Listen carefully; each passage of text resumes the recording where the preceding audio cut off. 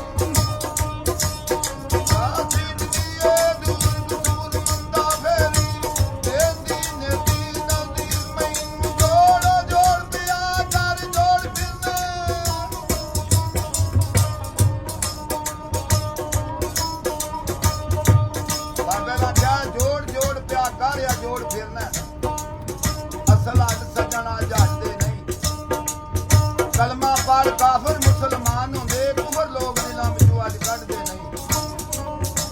ਆ ਕੁੱਤੇ ਬਹਿ ਜਾਵਣ ਅੱਗੂ ਬੰਦਾ ਬਹਿ ਜਾਏ ਉਹ ਕੁੱਤੇ ਬੰਦੇ ਨੂੰ ਵੱਢਦੇ ਨਹੀਂ ਇਹ ਕੁੱਤਿਆਂ ਦੀ ਆਦਤ ਕਸੂਰ ਮੰਦਾ ਉਹ ਬੰਦੇ ਬੈਠੇ ਨੂੰ ਬੰਦੇ ਨੂੰ ਛੱਡਦੇ ਨਹੀਂ